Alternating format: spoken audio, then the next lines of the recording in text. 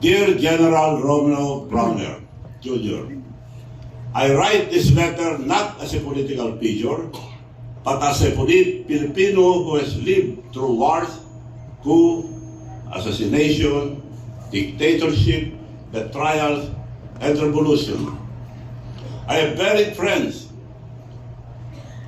seen President rise and fall, faced real enemies, and watched our nation collapse more than once, not because of foreign forces, but because good men choose silence.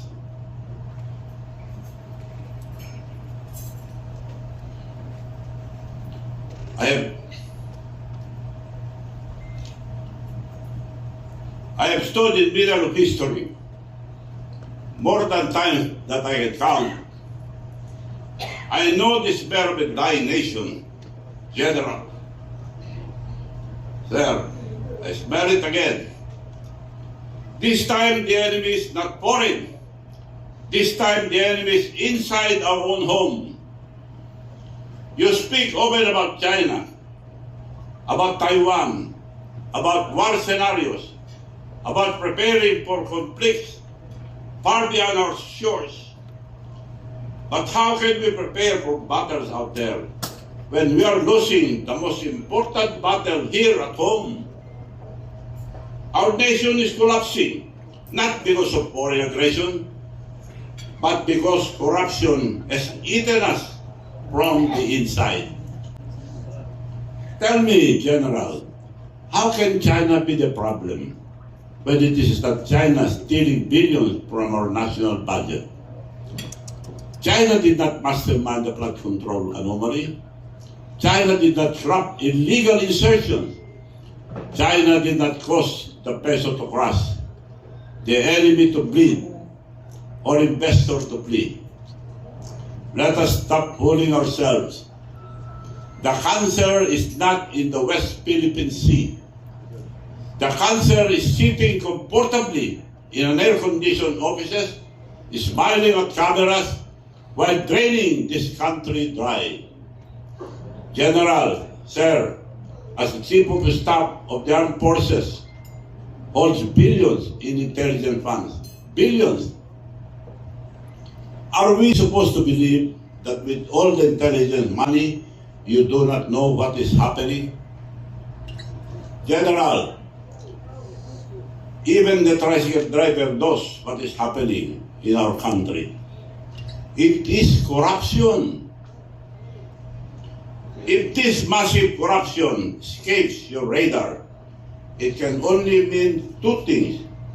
The AFP is being blinded, or it is being ordered to close their eyes. Neither is acceptable. Neither is forgivable to the Filipino people. And this is what Filipino cannot understand.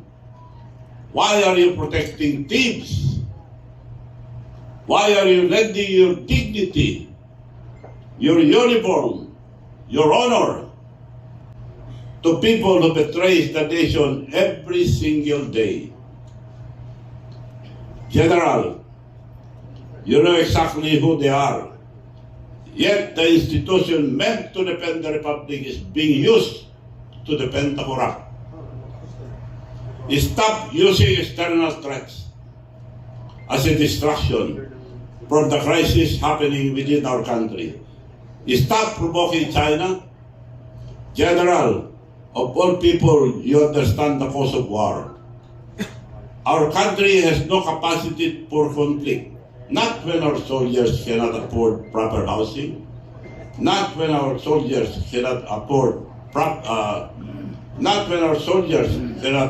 housing, and not when our families struggle to buy rice, not when Philippine economy is gasping for life. China is not our enemy. Our enemy is the corrupt officials of our country. Look at our people.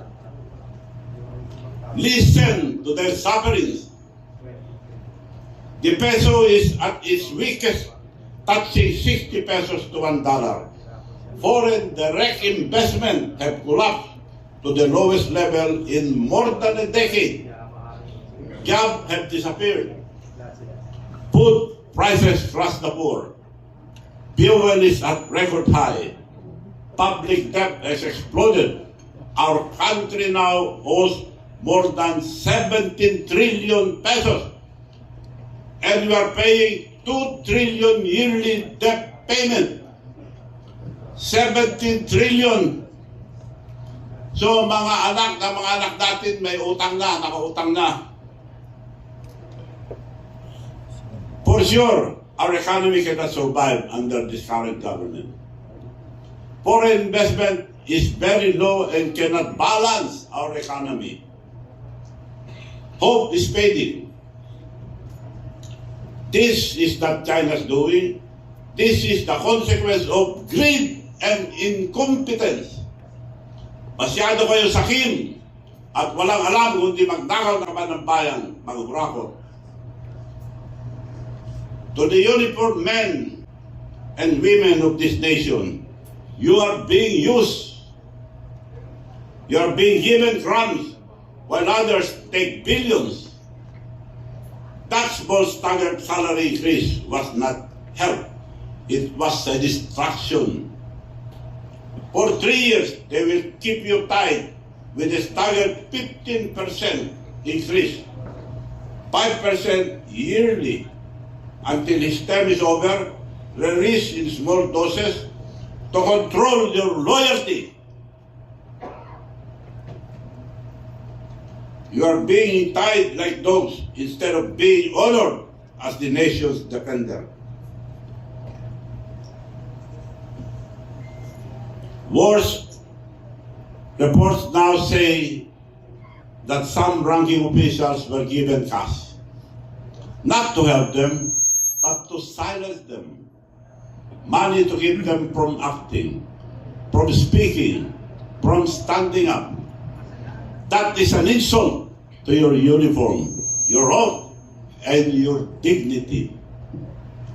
You must show the nation that the armed forces cannot be fooled, bought, or manipulated. I challenge every good citizen, including the police and military alike, to come out and stand for our country. Stand and declare that you will not tolerate rampant corruption. Not to fight the government, but to fight the corruption that is killing our country. Give your uniform a new purpose, a purpose far greater than small pay increase, meant to pacify you. Rally behind the truth. Rally behind the Filipino people. Because your voice, when united, is stronger than any politician. And if you continue to stay silent, then that silence, speak loudly. It means you accept the corruption. General Browner, history is knocking on your door. One day, long after this administration is gone, your grandchildren and the history books will ask, where did the Chief of Staff stand when the nation was drowning in corruption? Did he protect the Filipino people, or did he protect the corrupt politicians who betrayed them? At a time like this, your role becomes critical. I'm not asking you to violate the Constitution. I'm not asking you to remove the President. What I ask is a far simpler and far braver. Announce your stand against rampant corruption in a public place. Because today, silence is no longer neutral. Silence is taking sides. Silence is protecting the wrong people. Silence is betrayal. And if you stay silent, history will judge you harshly. The Filipino people will arrive at only one conclusion, that you became part of the corruption and that you sold the very country you swore to protect.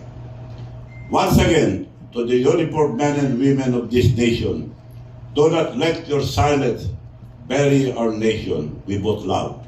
Signed, Chavit Season. Before I answer question, I have another message to my former friend, Bongbong Marcos.